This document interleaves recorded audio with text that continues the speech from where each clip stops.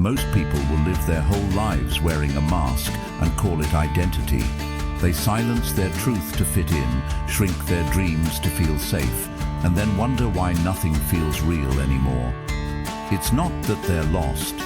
It's that they've never dared to meet the version of themselves buried beneath the noise. The scary part. That version is still alive, waiting. But every time you avoid discomfort, you bury it deeper. You scroll past your potential. You laugh when you want to speak. You settle when you were meant to build. Marcus Aurelius once said, "A man's worth is no greater than his ambitions." So ask yourself, what have you been settling for? Because the gap between the life you tolerate and the one you're meant for is just one decision wide. If something in you knows that's true, if it hits somewhere deeper than words, then you're exactly where you need to be. And if you value these wake-up calls, if this kind of message matters to you, there's a small free way to help. Hit that subscribe button. Let's get into it.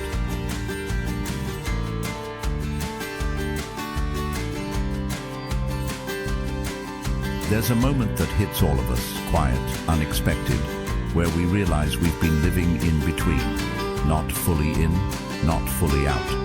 One foot chasing potential, the other stuck in comfort. And it creeps in slowly, disguised as balance, as being practical or polite. But here's the uncomfortable truth. You can't do both. You can't hold on to safety and expect to fly. You can't numb your discomfort and still expect clarity. Life doesn't reward half measures. It's a game of trade-offs, whether you're ready to admit it or not. Every decision you make is a door you walk through, and by walking through one, you're closing another. That's not negativity, that's reality. Saying yes to comfort means you're saying no to growth. Saying yes to distraction means you're actively rejecting focus. Scrolling endlessly isn't harmless. It's a choice to postpone your own progress. You don't get to become your best self and still cling to the habits that are keeping you average. As Epictetus said, no man is free who is not master of himself. And self-mastery doesn't come from convenience, it comes from conviction. Carl Jung once wrote, "People will do anything, no matter how absurd, to avoid facing their own souls." Think about that. We'll watch 10 hours of other people's lives before we sit with our own. We'll overcommit to people and plans that don't matter just to avoid the silence that might tell us something we're not ready to hear. But hiding doesn't make the truth disappear. It just makes the pain grow louder over time. Aristotle believed that excellence is not an act, but a habit. Something we become by consistently choosing what aligns with our values.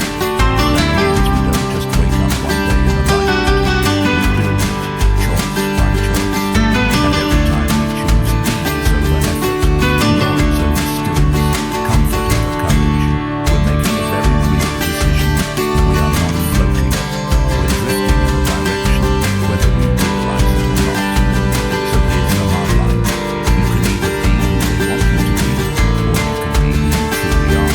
But you can't be both. You can't chase validation and authenticity at the same time.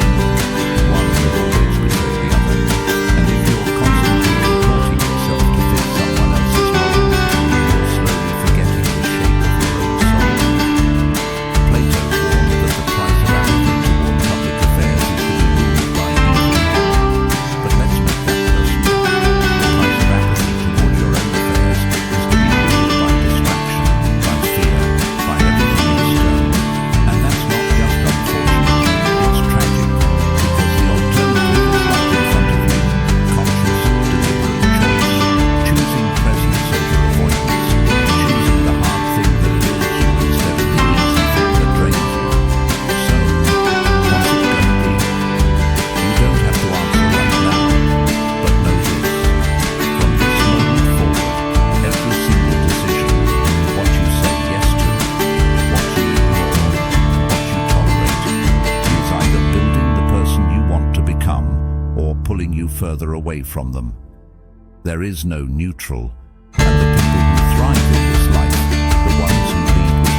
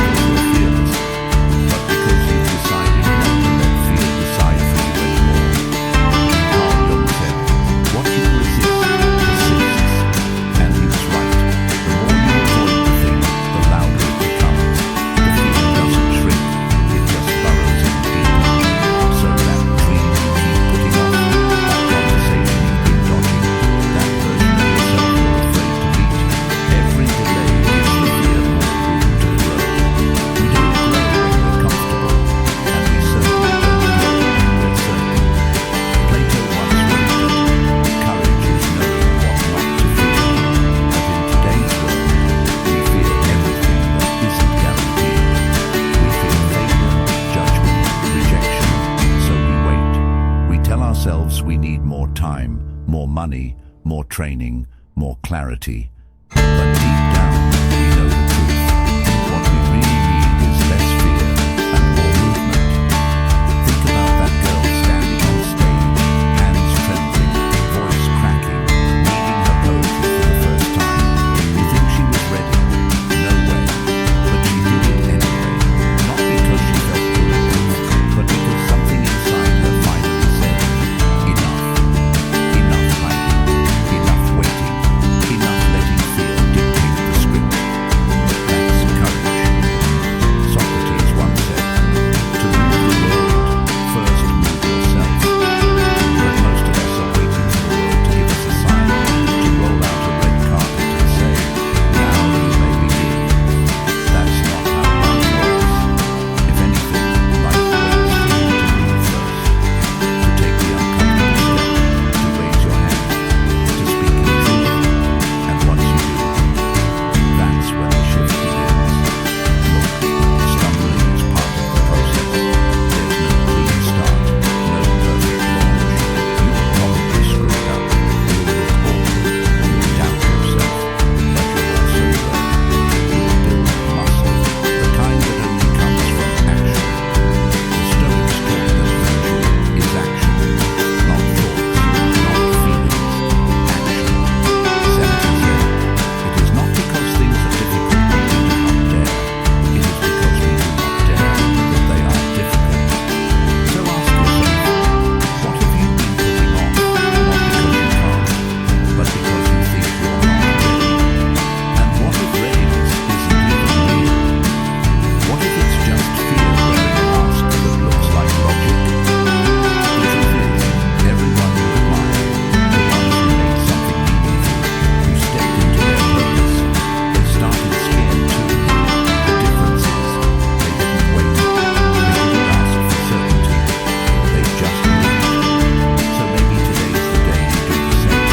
No dramatic transformation, no perfect moment. Just one shaky step forward, and that's all it ever takes to begin.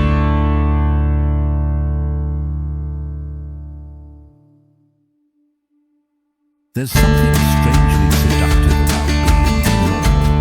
It offers safety, predictability, the illusion that you're doing things the right way simply because others are doing them too. But here's the problem.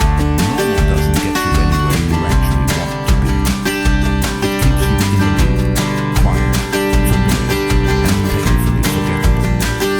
You weren't built for that. Deep down, you know. That quiet, discomforting feel when you're stuck in routine, when your goals become wallpaper in your mind. That's your soul pushing against the weight of mediocrity. Let's be clear, normal is easy. It's showing up late and leaving early. It's waiting for the weekend to feel alive. It's numbing out on your phone while your purpose collects dust. It's telling yourself one day when you know damn well the clock is ticking. Epictetus said, how long are you going to wait before you demand the best for yourself? That question should haunt you a little, because you know the truth. You've been giving normal effort and hoping for exceptional results. And that equation has never worked. Aristotle believed that excellence is never an accident. It's a result of deliberate choices, elevated intention, and relentless action. That means you don't stumble into greatness. You choose it. You carve it out of the hours you'd rather waste. You build it by doing the things most people avoid. The hard, unsexy things that create depth and discipline. Let's talk psychology for a second. Carl Jung wrote, the privilege of a lifetime is to become who you truly are. But how can you become that person if you keep mirroring the habits, feelings, and distractions of everyone around you? We think we're making safe decisions, but really, we're just outsourcing our identity to the crowd. And the crowd is exhausted, distracted, unfulfilled. That's what normal is measuring yourself against. Look around. Normal is burnt out. Normal is overwhelmed. Normal is saying, I'm fine, while slowly eroding inside. So why are we still aiming for it? Why are we still afraid to be different when difference is exactly what progress requires? Socrates said, The unexamined life is not worth living. If you haven't paused lately to ask yourself if the life you're building actually reflects who you want to be, you're not living, you're drifting. Drifting with the current of culture, drifting toward comfort, drifting toward average. And I'll be honest, average is overcrowded, everyone's there. That's why it feels safe. But it's not safe, it's just familiar. There's a difference. Now, I'm not saying go full throttle in every area of life. Burnout isn't a badge of honor. What I'm saying is, choose your 5% zones. The parts of your life that matter so deeply to you, you refuse to be average in them. That might be your health, your craft, your relationships, your mindset. Whatever they are, go all in. Not recklessly, but relentlessly. Aurelius said, you have power over your mind, not outside events. Realize this, and you will find strength. The world will try to distract you with surface-level rewards, likes, applause, fast dopamine. But your peace, your power, your potential, it's buried beneath the layers of distraction that normal encourages. So ask yourself honestly, when have you settled for normal? And where are you finally ready to rise above? Because if you want an uncommon life, you need to start making uncommon choices. One decision at a time, not someday, today.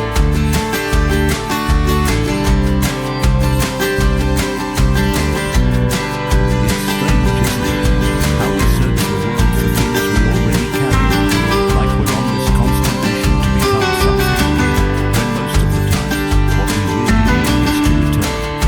Return to the parts of ourselves we've buried under noise, comparison, and trying to live someone else's idea of success.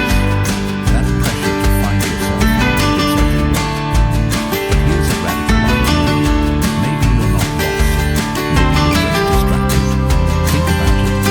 How often do you truly sit with yourself? No phone, no music, no filter. Just you. Most people avoid that silence like it's dangerous. But that silence, that's home. That's where your instincts live. That's where clarity starts. Carl Jung once said, he who looks outside dreams, he who looks inside awakes.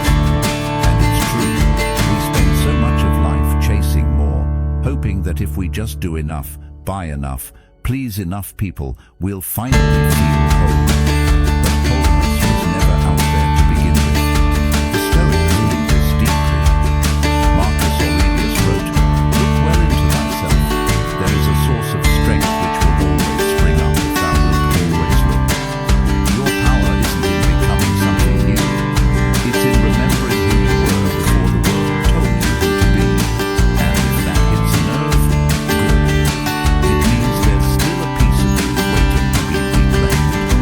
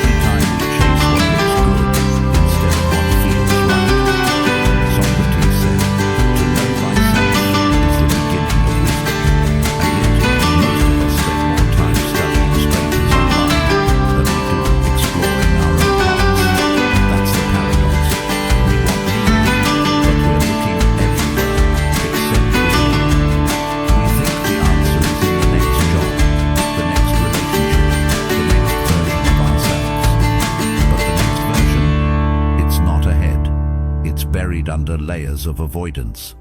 So what would happen if you just stopped, not gave up, just paused?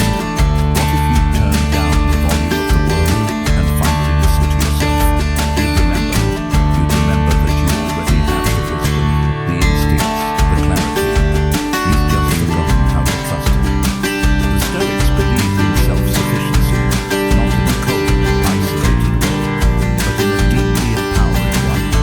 You don't need permission to be who you are. You don't need another course or another voice telling you what to do. You already know, and once you start acting from that place, life feels less like a performance and more like a return.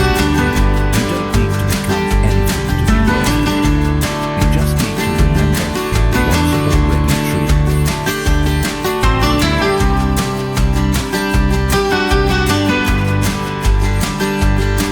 There's something powerful about realizing that no one's coming to finish the story for you. That uncomfortable, liberating truth that this, your life, is yours to shape, line by line, choice by choice. You're not just a character in someone else's narrative. You're the author, the narrator, the artist. And whether you like it or not, the brush has always been in your hand. We forget that though. Life piles on. Mistakes, disappointments, regrets. They start to feel like chains, like evidence that we're stuck or broken. But that's just another illusion. The Stoics taught us not to mourn the past, but to use it. Marcus Aurelius wrote, "The impediment to action advances action. What stands in the way becomes the way." That means the thing you think is holding you back. It's the raw material for your next move. Your missteps aren't anchors. They're the texture in the painting you're about to create. Carl Jung once said, "I am not what happened to me. I am what I choose to become." And that shift in perspective, that's everything. You can keep staring at your past like it's a prison, or you can pick up the brush and paint over it. Not to erase it, but to transform it. Every painful chapter, every wrong turn, every scar, they're not dead weight, they're depth. They're the shades and shadows that make the masterpiece real. And don't get caught up in the pressure to have the whole picture figured out. That's another trap. You're not supposed to see the final version yet. You're supposed to start, even if your hand is shaking, even if the first few strokes look messy or uncertain. No one creates anything beautiful without first being willing to look awkward. Even Aristotle believed that excellence is formed through habit, not grand moments, but small, consistent choices. So the question isn't, will it be perfect? It's, will you begin? Plato reminded us that the beginning is the most important part of the work, and yet that's the part we fear the most. We stall, we overthink, we wait for the right timing, the right tools, the perfect move. But you don't need any of that. What you need is movement, the act of showing up despite the uncertainty. That's what courage looks like. Not loud and fearless, but quiet and persistent. Socrates asked people to know themselves, but also to act on that knowing. What's the use of insight if it never becomes momentum? What's the use of learning if you don't use it to create something new? The past will not rewrite itself. You can write something new today, and it won't be clean. It won't always make sense right away, but it will be yours. That's what makes it powerful. That's what makes it worth it. So don't wait for clarity. Don't wait until you feel ready. Pick up the brush. Use the chaos. Use the heartbreak. Use the lessons. The canvas is already in front of you, whether you acknowledge it or not. And every second you hesitate is a second wasted in someone else's story.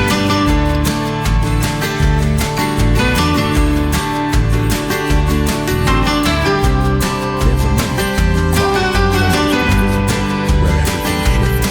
Not because the world suddenly becomes easier or more forgiving, but because you stop waiting, you stop handing out your power like coupons, hoping someone else will cash them in and validate your worth.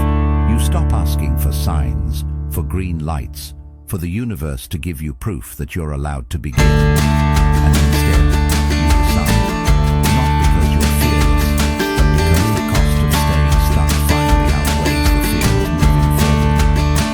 That's the moment where things begin to change, not outside of you, but inside, where you no longer look at your reflection and see just the sum of your failures and delays, but the start of something rare, something real. Because here's the uncomfortable truth: your life doesn't change when you want it to. It changes when you choose it to. When you draw a line in the sand and say, no more shrinking, no more performing, no more pretending this is all there is. You don't need permission, not from them, not from your past, not from some future version of yourself that has everything figured out. You've already been chosen by the breath in your lungs and the fire in your chest.